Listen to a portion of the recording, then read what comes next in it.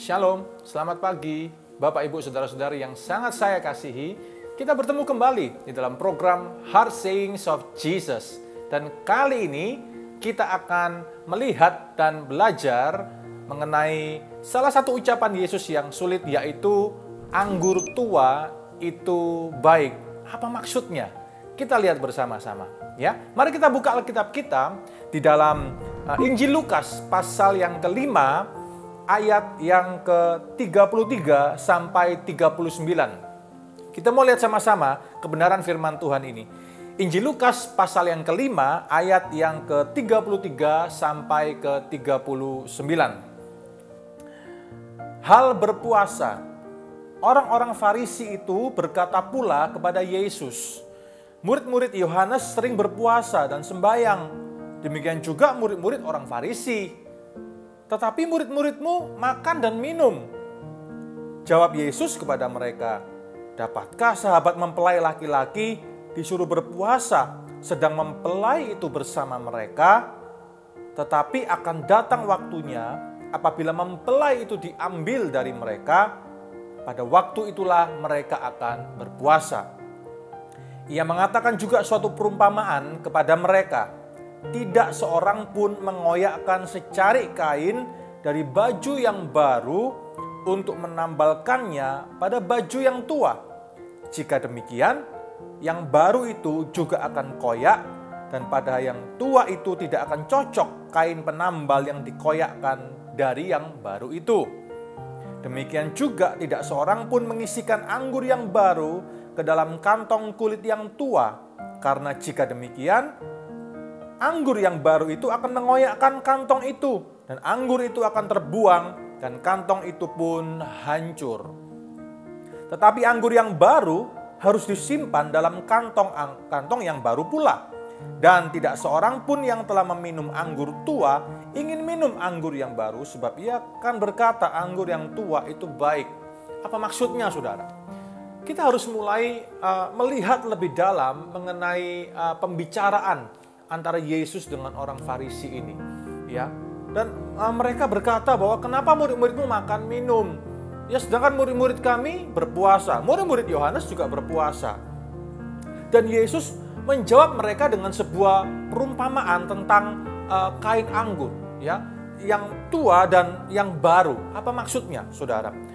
Saudara, ini adalah sebuah salah satu perdebatan antara Yesus dan murid-murid atau orang-orang Farisi maksudnya, ya, dan berbicara tentang satu hal yang sangat fundamental pada saat itu, yaitu mengenai ajaran, ya, tradisi-tradisi lisan yang dikembangkan oleh orang-orang Farisi pada saat itu. Saudara, pada saat itu selain Torah, ya, selain perjanjian lama yang kita kenal, ya, mazhab Farisi mereka sangat mengembangkan yang namanya tradisi lisan, ya, dan tradisi-tradisi lisan ini adalah hukum-hukum untuk mengatur praktek-praktek keagamaan di kalangan orang Israel pada waktu itu. Mengapa begitu? Karena mazhab Farisi mereka punya hak untuk melakukan hal itu, saudara.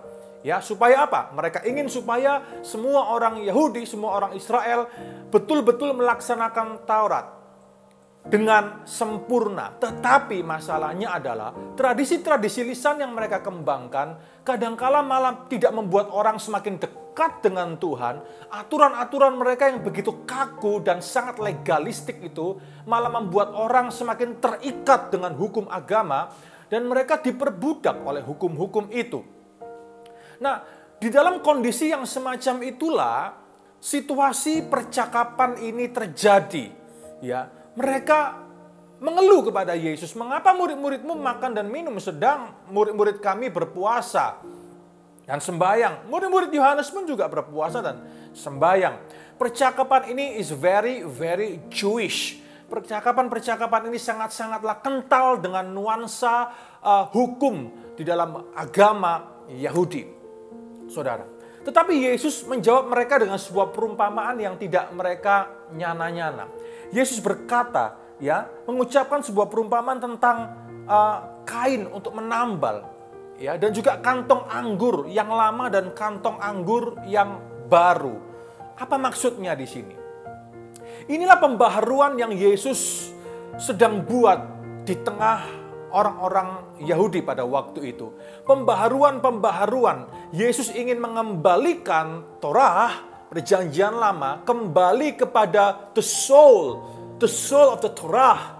Bukan kepada kulit luar lagi, tetapi kepada jiwa dari Taurat itu sesungguhnya. Saudara, seringkali kita sebagai orang-orang Kristen, ketika kita mendengar kata Torah ya atau Taurat, seringkali langsung persepsi kita negatif.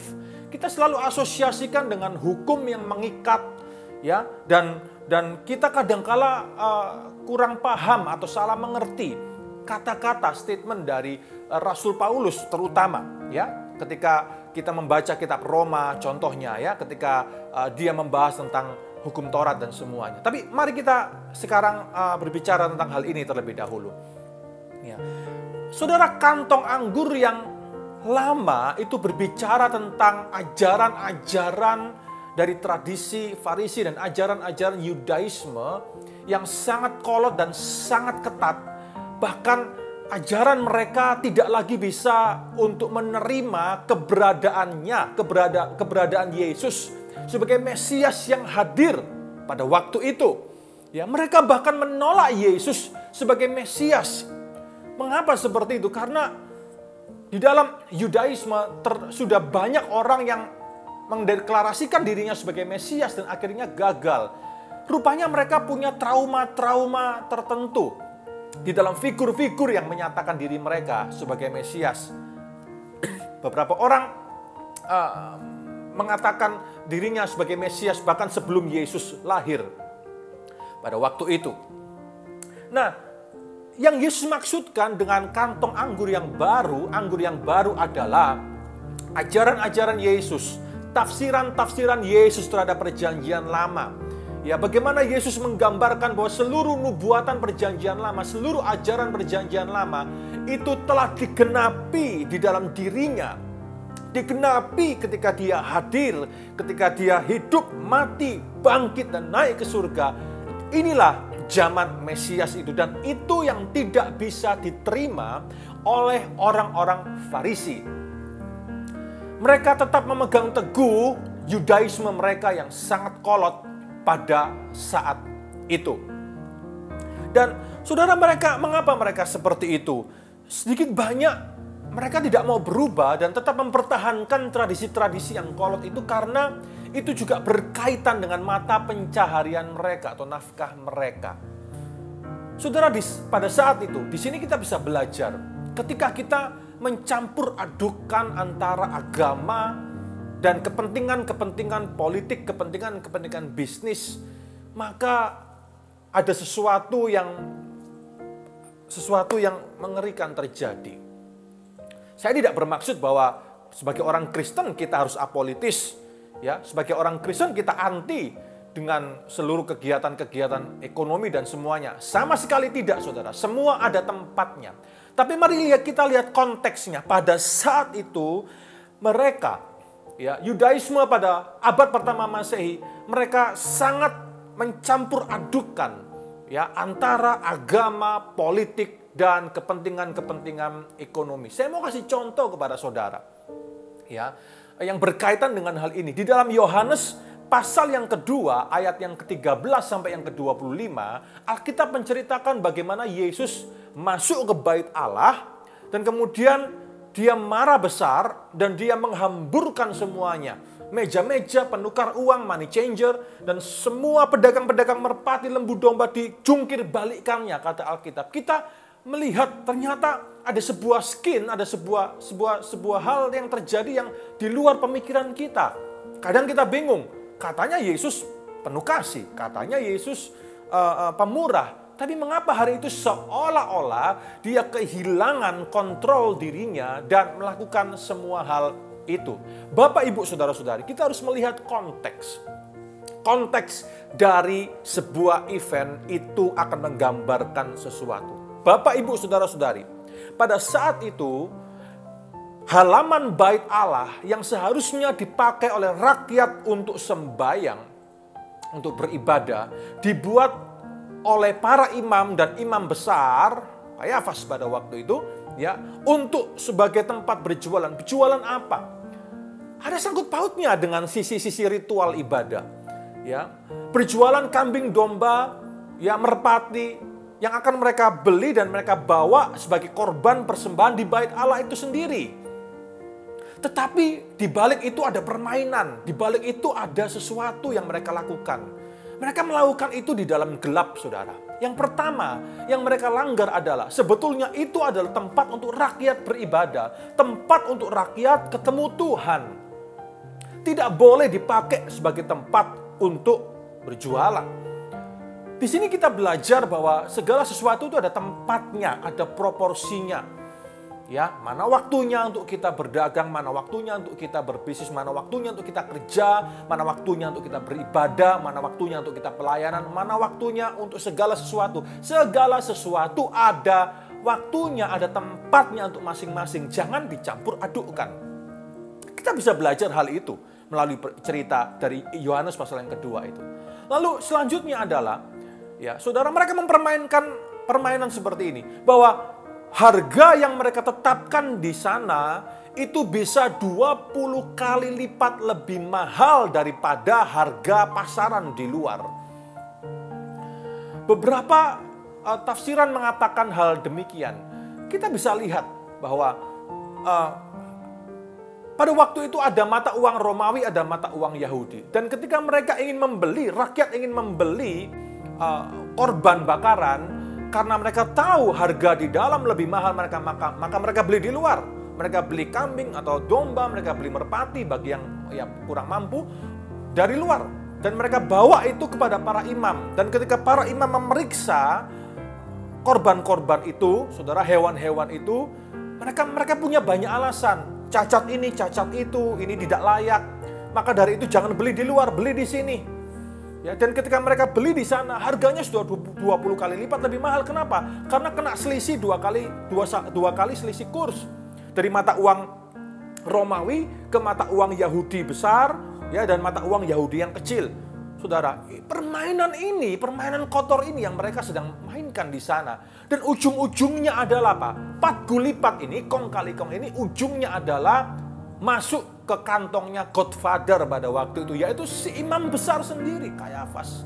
Dari hal ini kita bisa belajar satu hal, bahwa kita bisa tahu satu hal, saudara, bahwa betapa dendamnya Kayafas itu kepada Yesus. Dan dialah yang merencanakan plot pembunuhan politik kepada Yesus, bukan? Di sini kita bisa belajar banyak hal, saudara. Ya, ternyata betul-betul situasi keagamaan pada waktu itu sudah merupakan kantong anggur yang lama, yang lapuk, yang tua, yang tidak bisa lagi sanggup untuk menerima sesuatu yang baru dari Tuhan. Bahkan ketika Mesias anak Allah datang ke dunia, Mesias yang telah mereka damba-dambakan, mereka rindukan selama ini, mereka tolak. Mengapa? Karena pemahaman-pemahaman keagamaan mereka, prinsip-prinsip, persepsi, paradigma keagamaan mereka sudah terlalu kolot, terlalu sangat-sangat radikal dan salah. Dari sini kita bisa belajar satu hal, saudara. Ya, seringkali kita, apalagi kita kaum agamawan, kita tuh lebih cenderung berpikir konservatif dan mencurigai setiap pembaharuan yang terjadi. Tidak salah sih dengan hal yang konservatif. Yang saya maksudkan adalah, ya, kalau konservatif itu bicara soal regula fide, pengakuan iman, kanun al-iman, ya, credo, pengakuan iman. Itu harus kita pegang, kita harus konservatif di sana, saudara. Mengenai Allah Tritunggal, mengenai kealahan ketuhanan Yesus Kristus, mengenai Roh Kudus, ya, dan segala hal yang terkandung dalam pengakuan iman itu harus kita pegang. Kita harus sangat konservatif dalam hal itu, ya. Tetapi ada hal-hal tertentu di mana sebetulnya ada pembaharuan, ya, aroma-aroma atau gerakan-gerakan pembaharuan yang terjadi di dalam gereja kita mungkin contohnya, atau organisasi kita, tapi seringkali kita menolak itu. Ya, dengan menganggap bahwa itu tidak sesuai dengan style kita, itu tidak sesuai dengan persepsi paradigma kita atau pengetahuan kita mengenai Allah selama ini. Dan seringkali itu yang terjadi, bukan, saudara? Ya. Apa yang kita lihat hari ini? Bagaimana kita bisa memahami ini di dalam konteks kekristenan kita ini? Saya ingin kita melihat ini dan kita merenungkan kembali, ya. Bagaimana hubungan antara, contoh ini ya, bagaimana hubungan antara senior dan junior di dalam gereja contohnya, ya, atau mungkin di dalam rumah kita, di dalam perusahaan kita, ya, di dalam entitas-entitas bisnis kita, semua, saudara. Kadang, ya, yang senior tidak memberi kesempatan kepada yang junior. Mengapa? Mungkin takut ada debutan baru muncul, ada rasa tidak aman, ya. Tapi juga di satu sisi yang lain, saya mengamati bahwa yang junior itu seringkali juga tidak menghargai, tidak menghormati yang senior. Ini dua jebakan yang akan selalu ada, saudara, di dalam relevansi dari apa yang kita pelajari hari ini. Ya, yang senior mungkin seolah-olah mendukung, tapi kelihatannya, tapi sesungguhnya semu, ya. Kenapa? Karena mungkin ada post power syndrome di sana. Ya. Tapi juga satu hal, yang junior kadangkala ingin bebas total, tidak ingin dikekang, saudara, dan akhirnya sedikit memberontak kepada yang senior. Saudara, seperti presiden kita berkata, ya, bahwa menyeimbangkan antara gas dan rem itu kadang tidak mudah. Dan prinsip ini juga berlaku di dalam kekristenan kita, di dalam praktek sehari-hari, di dalam bagaimana kita bergereja, bagaimana kita melayani, bagaimana kita hidup sehari-hari sebagai orang Kristen. Kadangkala anak, saudara, membawa ide-ide baru, ya, dan tapi mungkin sebagai orang tua kita takut dengan perubahan, karena perubahan itu memang menakutkan. Tapi juga mungkin sebaliknya, saudara, ya. Anak mungkin tidak ingin dikontrol, ya, merasa ingin bebas, merdeka, dan semuanya. Sehingga terjadilah sebuah ketegangan, tension di dalam hubungan yang ada, ya, di dalam kehidupan, sisi-sisi kehidupan kita. Nah, mari melalui pembelajaran kita pada saat ini, kita belajar satu hal, saudara. Ya, kita belajar bahwa jangan kita menolak perubahan. Mari kita berselancar di dalam perubahan ini. Mari kita belajar untuk memahami jikalau perubahan itu datangnya dari Allah sendiri, maka itu pasti akan mendatangkan hal-hal yang indah dan hal-hal yang baik. Ketika kekristenan pertama kali berkembang di Israel setelah zaman Pentakosta, ya, semua orang Yahudi merasa terancam dengan gerakan baru ini. Lalu kemudian Gamaliel, ya, Rabban Gamaliel, saudara, guru dari Rasul Paulus, ya, berkata kepada semua anggota Sanhedrin, sudahlah, kalau ini dari Allah, gerakan ini tidak akan hancur, gerakan ini malah akan semakin besar. Tapi kalau bukan dari Allah, sudah biarin aja hancur-hancur sendiri.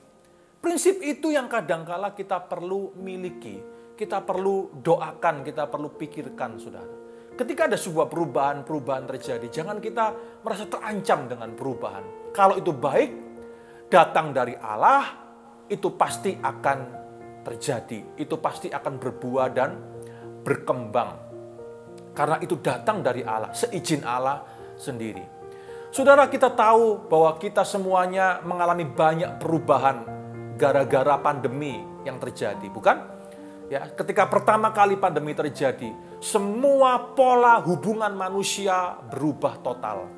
Pola kita berinteraksi, pola kita untuk saling terkoneksi satu dengan yang lainnya, pola bergereja, pola bekerja, pola hidup sehari-hari, saudara, dan semua hubungan-hubungan dalam kemanusiaan, kemasyarakatan kita berubah total. Prinsipnya tidak berubah, tetapi cara atau metode itu diubah oleh keadaan. Seringkali ketika kita takut atau kita tidak mau berubah, maka Tuhan akan memakai keadaan untuk membuat kita terpaksa berubah. Tetapi kadang agak sakit. Maka dari itu kita jangan terlalu kaku di dalam hal-hal tertentu. Untuk kita belajar melihat segala sesuatu dari sudut pandang Tuhan. Supaya apa, saudara? Supaya ketika perubahan itu diizinkan Tuhan terjadi, kita semuanya belajar untuk berselancar di dalam perubahan itu. Hari ini kita banyak berinteraksi melalui sarana-sarana online. Ini perubahan. Dan kita semuanya berselancar di dalam perubahan ini. Ya, oleh karena itu, di dalam hal-hal yang prinsipil dan alkitabiah, mari kita tetap menjadi konservatif.